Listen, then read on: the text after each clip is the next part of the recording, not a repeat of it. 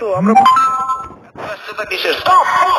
হবেন অনেক হয়েছে, আল্লাহ বসেন বসেন, একটু ভাবেন ভাবেন। দাদা চলে গেল, বাবা চলে গেল, মামা চলে গেল, আমাকেও চলে যেতে হবে।